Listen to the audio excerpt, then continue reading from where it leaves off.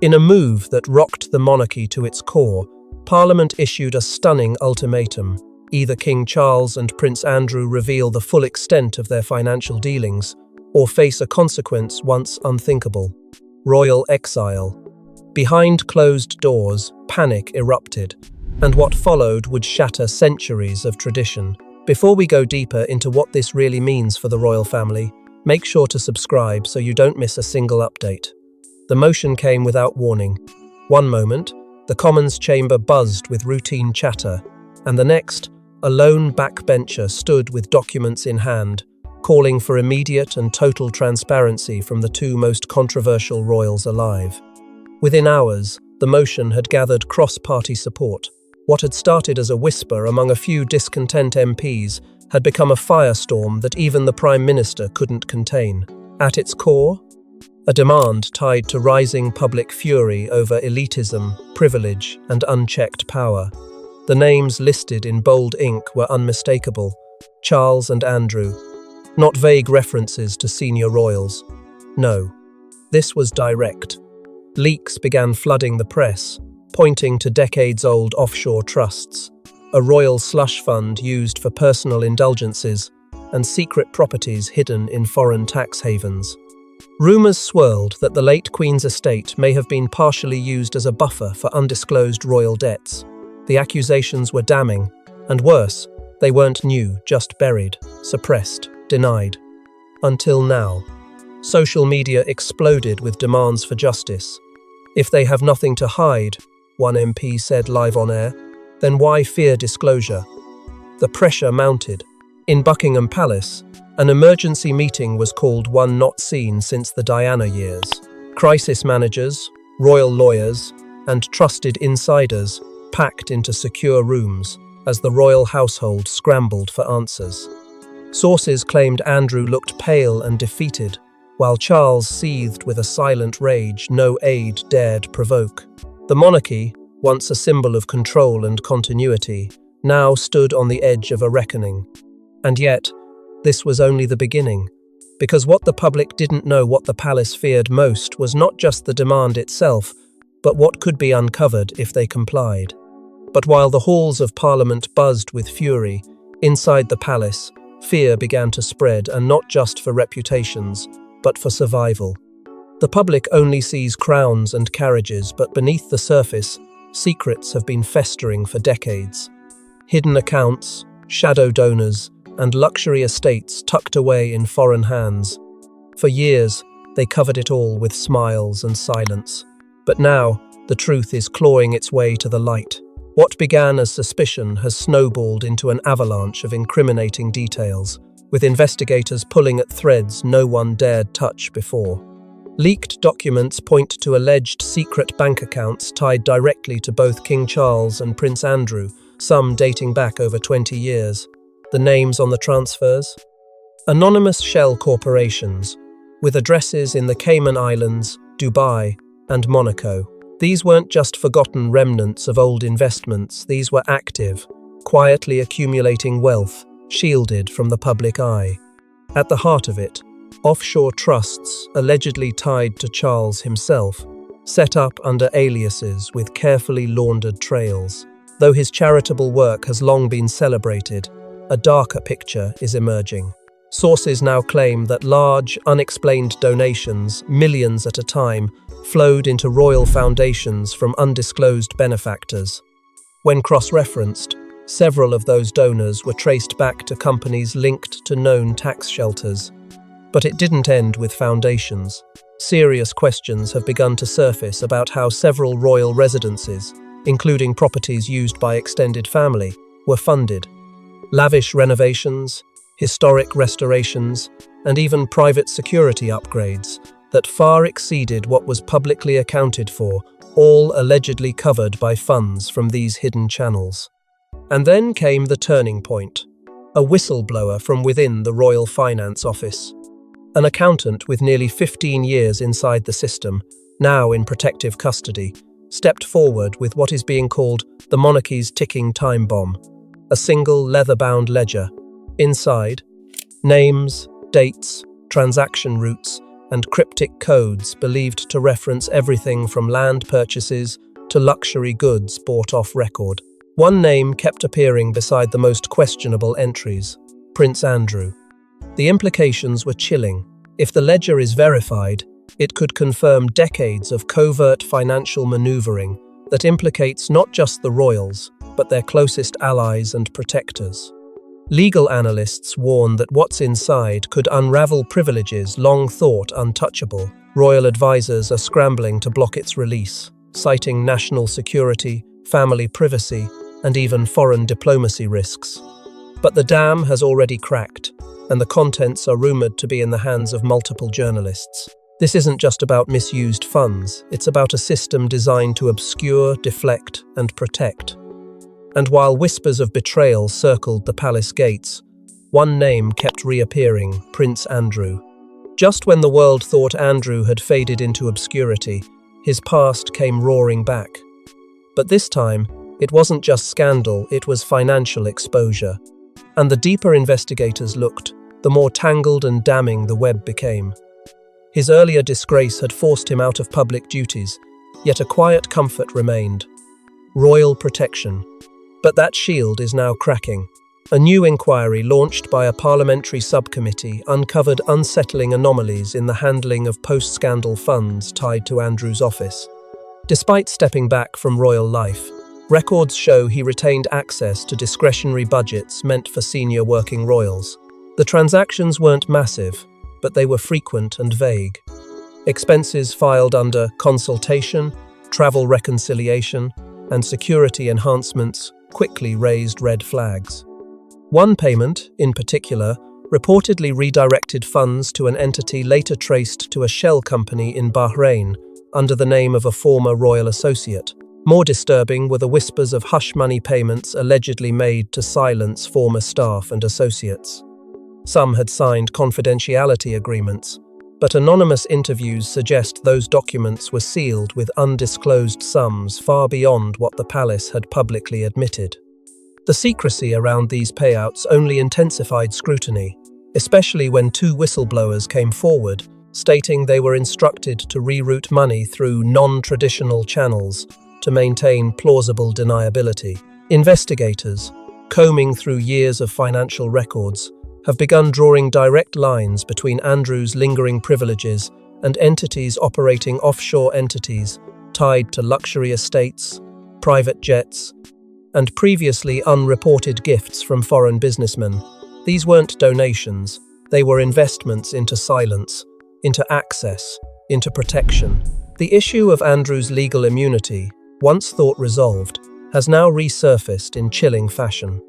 Parliamentary leaders are demanding a review of the legal mechanisms that shielded him during his civil settlement years earlier. The Crown's legal advisors, meanwhile, are frantically trying to halt new subpoenas from landing in international courts, citing diplomatic consequences. But the tide is turning. Even Charles's most loyal aides are begging him to publicly distance the monarchy from his brother. The optics are devastating. Every appearance of leniency, every whisper of favoritism is now being broadcast across headlines and social media feeds. The court of public opinion is losing patience. Behind palace walls, the atmosphere has reportedly grown unbearable. Multiple sources say that tensions between Charles and Andrew have reached boiling point. At a private gathering, overheard by a staffer, voices were raised, accusations hurled. Andrew, feeling cornered, lashed out, accusing Charles of hypocrisy. "You knew!"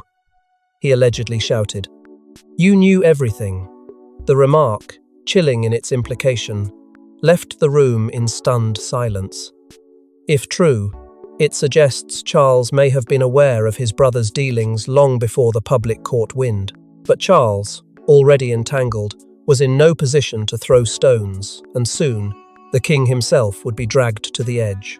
He waited a lifetime for the crown, but just months into his reign, King Charles found himself facing a threat far greater than any foreign adversary. His past financial decisions, long hidden behind royal immunity, now threatened to dismantle the very throne he sits upon. For decades, Charles had been lauded for his stewardship of the Duchy of Cornwall, a sprawling estate empire worth billions, described publicly as a symbol of sustainability and innovation. But now, that very domain was under a microscope. Parliamentary audits began probing transactions dating back over 20 years, and what they found left even seasoned investigators speechless. Lavish renovations to Highgrove, mysterious property acquisitions in Eastern Europe, and contractual ties to foreign donors with questionable motives, all tied directly to the duchy. What had once been praised as environmental vision was now being reframed as extravagance cloaked in green. Accusations mounted quickly. Why had millions been spent on architectural projects that served no apparent function? Why did shell companies tied to Gulf state officials appear on property records linked to the duchy? These weren't minor irregularities, they were signs of something deeper, something long, obscured by protocol and prestige. Members of Parliament called for full disclosure, while investigative journalists dug into the financial trail with renewed fervour. The most damning piece wasn't a receipt or document.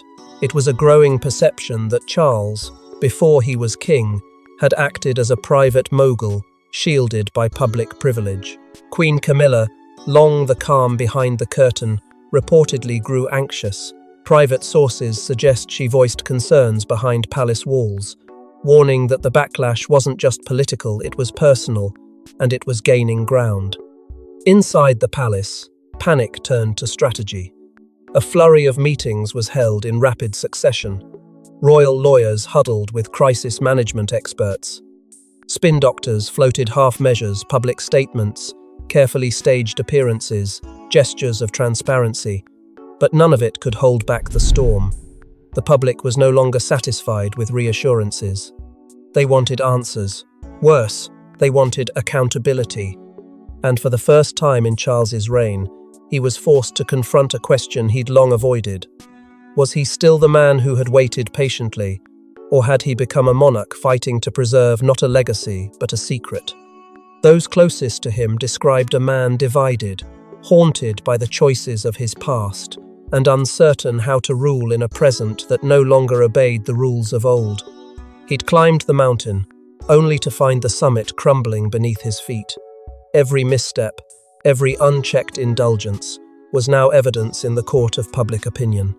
And with Parliament pushing harder, with press leaks fueling global headlines, Charles found himself increasingly isolated even from within his own bloodline. The same institutions that once protected him were now demanding his truth. As the walls closed in, the palace tried one last tactic: silence. But the public had other plans. Enough was enough.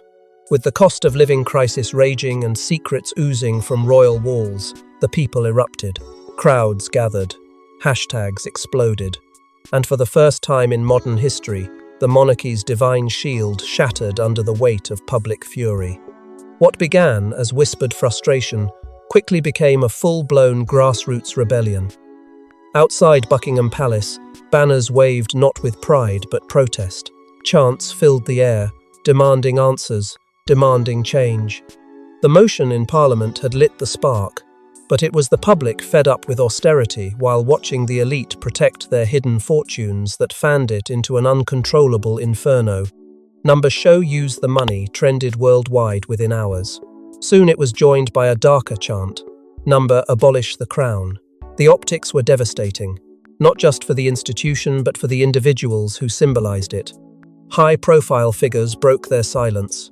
Actors, musicians, former royal aides, many of whom had previously stayed loyal, began speaking out. A veteran palace butler claimed to have witnessed envelopes of cash being burned. A former press officer hinted at decades of media manipulation to cover financial indiscretions.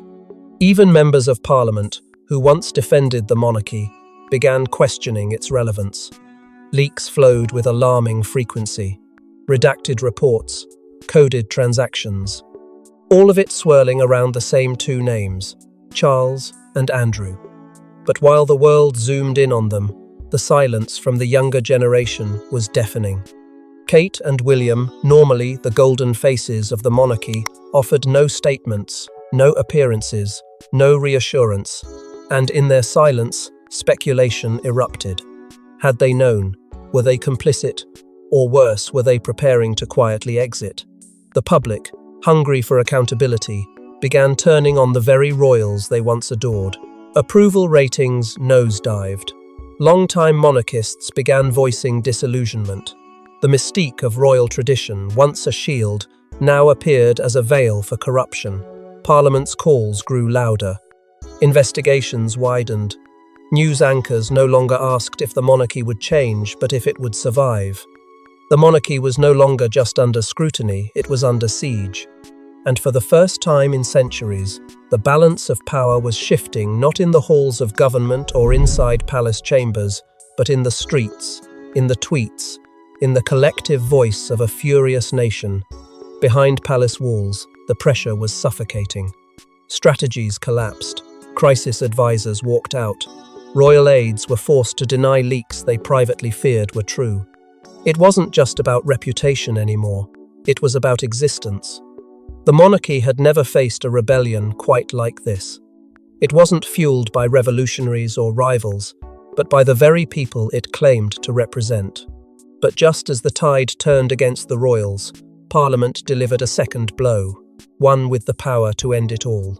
In a moment that will be studied for centuries, Parliament stood united across party lines with one voice: full disclosure or abdication. The monarchy had days to comply, and behind those palace walls, loyalty began to fracture. The announcement stunned even the most hardened royal watchers. In a rare and unprecedented emergency session, members of Parliament cast aside political rivalries to pass a resolution that reverberated through every corner of the nation. King Charles III was officially given a 10-day deadline, 10 days to unveil the full extent of royal financial operations or step aside from the throne. The air was thick with disbelief. For centuries, the monarchy had evaded this level of scrutiny, protected by convention, privilege, and fear. Now, that protection had evaporated, replaced with the sharp teeth of modern democracy. Inside Buckingham Palace, chaos took hold. Legal advisors gathered in hushed panic, urgently debating the limits of sovereign immunity. Could the king be compelled? Was the crown above such demands?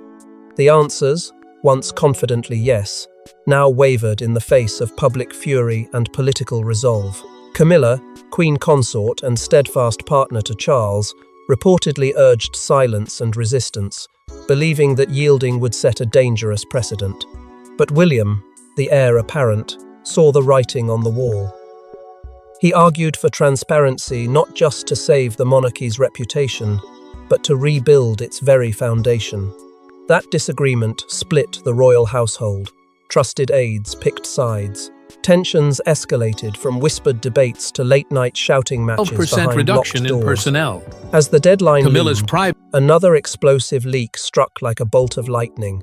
A confidential memo, circulated within the palace weeks earlier, in which Charles allegedly contemplated stepping down, citing the mental toll and growing belief that the institution could not withstand what was coming. The existence of that memo sent shockwaves across the Commonwealth. Would the king abdicate under pressure? Or had the leak been planted perhaps by someone within the palace looking to force his hand? Meanwhile, global markets trembled. Several foreign governments, including long-standing allies, began freezing assets tied to royal shell entities until full transparency was provided. Investment firms retracted partnerships. Luxury estates linked to royal charities were suddenly under investigation. The monarchy's global reach was collapsing from within, and the 10-day clock ticked louder with each passing hour. Public protests evolved into vigils, as people wondered if they were witnessing not just a scandal but the end of an era. Charles, isolated and aging, faced the decision of a lifetime: fight and risk, dragging the crown through further ruin, or comply and open the vault of secrets long buried beneath tradition. But neither path came without a price. Camilla, seeing the fracture widening, sought counsel from outside the usual royal circle. William, caught between protecting his father and preserving the institution he would one day inherit, began quietly preparing for the worst. As countdowns ticked and allegiances splintered, one unexpected royal made a move that would change everything. He was born to lead, but at what cost? As his father and uncle faced the abyss, Prince William stood at a crossroads. Would he defend the old guard, or rise as the face of a reformed monarchy? What he did next stunned everyone. For weeks, William had kept his counsel, watching from the sidelines as the walls of royal privilege crumbled. But behind the stoic expression and tightly choreographed appearances, a fire had begun to burn. William wasn't just witnessing the fall of an era, he was preparing for what must come next. He began arranging private meetings, quiet visits to senior parliamentary leaders, confidential briefings that even some palace aides were kept in the dark about. The message he delivered was unambiguous. The monarchy had to evolve, and if it meant turning against tradition, so be it. These weren't gestures for show. William's willingness to engage directly with lawmakers, some of whom had previously called for the monarchy's abolition, sent a jolt through Westminster. It was an olive branch, but also a warning. Behind palace walls, Charles was reportedly blindsided. The king had hoped his son would hold the line, defend the family name, and protect the sanctity of the crown. Instead, William was negotiating its reinvention. When Charles confronted him, what followed was a conversation no father and son should have to endure. Sources claim voices were raised, accusations thrown, and when it ended, a door slammed. Charles was said to have withdrawn in stunned silence. But William wasn't finished. Days later, a leaked letter, unsigned but unmistakably authored by the prince, landed on the Prime Minister's desk. In it, William expressed full support for a comprehensive audit of royal finances and stated his belief that the monarchy could only survive if it embraced transparency. The language was clear, bold, and deeply personal. He wrote, "We must be worthy of the public's trust, not shielded from it." The letter, once leaked, ignited a media storm. Public perception began to shift, almost overnight. Commentators hailed William as the future of a modern monarchy, someone who wasn't afraid to confront the sins of the past, to build something stronger. The people, once seething with rage, now saw a glimmer of hope. Privately, Kate was said to have been his anchor through it all. In a conversation between them, one never meant to be heard by anyone else, she whispered, "We have to be different. If we're going to lead this one day, we have to lead it clean." Her words struck at the core of what William was wrestling with: loyalty to his lineage versus duty to the people. And in the end, he chose the latter. But William's actions were not without cost. Inside the palace, cracks deepened. Camilla viewed his moves as betrayal. Charles, once his greatest supporter, now regarded him with a mix of sorrow and suspicion. The House of Windsor, built on centuries of unity and unspoken rules, now faced the unthinkable, a public rift between monarch and heir. But even William's intervention couldn't stop what came next, a revelation that would seal the fate of both Charles and Andrew. A single document, one file buried deep in a forgotten archive, found its way into the hands of a journalist. And when it hit the press, the monarchy's final defense crumbled. The exile wasn't just possible, it became inevitable. The file had no fancy seal, no royal watermark, no grand letterhead, just a trail of numbers, signatures, and one glaring detail: a transfer of millions to a secret offshore trust in Andrew's name. The shock wasn't just in the amount, it was in who authorized it. There, in unmistakable ink, was King Charles's signature. Not as sovereign, but as Prince of Wales, quietly approving the transaction during his final years before the crown. It wasn't just a financial scandal, it was betrayal stitched into royal paperwork. The timing couldn't have been worse. The nation was already boiling, the monarchy teetering, and now this irrefutable proof that money had moved from crown-adjacent accounts to a network of trusts linked to foreign donors. One name in particular raised alarms, tied to a state already flagged by British intelligence. That alone was enough to push MI5 into the fray. Within hours, palace gates were closed to all press. Sirens were seen entering from the rear. and inside those ancient stone walls, panic took hold. For years, damage control had been the name of the game, but there was no spinning this. This wasn't tabloid speculation or political theatre, it was evidence. And the monarchy's final shield deniability was shattered. In Parliament, the gloves came off. A special session was called. Party lines dissolved. The question was no longer whether the monarchy could survive, it was whether it should. A motion passed, not quietly, but thunderously, demanding a constitutional review of royal protections. Immunity, privilege, inherited secrecy, all of it would now be dragged into the light. The nation, once bound by ceremony and reverence, was now demanding receipts. Legal scholars, government watchdogs, and even international observers began dissecting the implications. Could a monarch, even one beloved in parts of the Commonwealth, remain on the throne with this stain? Could the monarchy endure when its highest ranks were tangled in foreign financial influence? Behind closed doors, a desperate but quiet proposal was floated. Voluntary exile. It was a term not heard in the royal vocabulary for generations. But this wasn't exile in disgrace, it was exile to preserve what was left. If Charles and Andrew stepped back, left the country, and cooperated fully, prosecution might be avoided. The palace, which had long negotiated from a place of power, now begged for mercy. Some insiders claim Charles initially refused his pride unbroken, even as the crown trembled. But others, close to him, perhaps sensing the inevitability, began to prepare for departure. The press called it the leak of the century. Protesters called it justice. And for the first time, the public didn't just want an apology, they wanted accountability. The illusion of royal infallibility had been torn apart, not by rumour, but by a paper trail buried under years of silence and privilege. And as the crown recalibrated under crisis, Britain stood on the edge of a royal reformation that no one had dared imagine. The monarchy didn't collapse in one night, but the illusion of untouchability did. Charles and Andrew's exile became a symbol of accountability, of a new Britain, and of a royal family forced to face the truth. What comes next is uncertain, but it will never be the same. In the weeks following the final leak, the silence from Buckingham Palace spoke louder than words. Then, without ceremony, without public farewell, King Charles was flown to a private estate nestled deep in a secluded countryside abroad. Officially, it was called a period of reflection, but the world understood what it truly meant: abdication in all but name. Andrew, on the other hand, had no such grace. Stripped of every remaining ceremonial title, severed from all public roles, and barred from representing the crown in any future form, his exile was complete. The monarchy had amputated a limb to survive. In Charles's absence, the burden fell squarely on Prince William.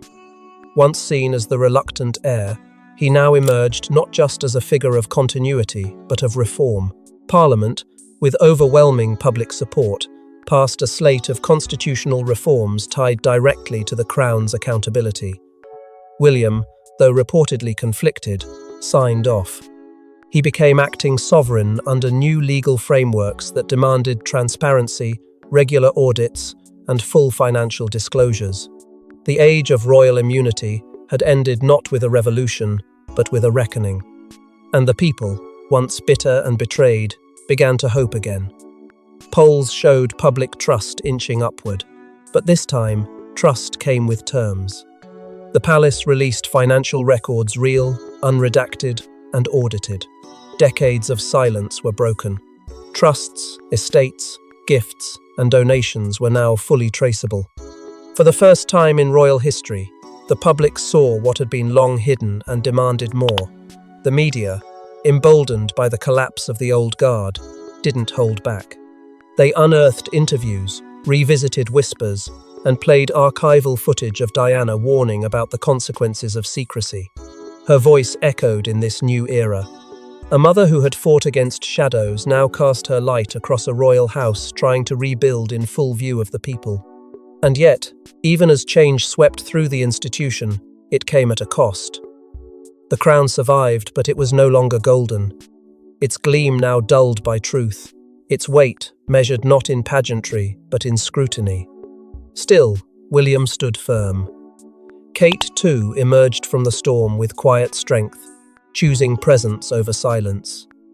Their children now symbolized not just heritage, but possibility. The monarchy was no longer about divine right. It was about earning every ounce of trust every single day. Because in the end, even crowns must answer to the people.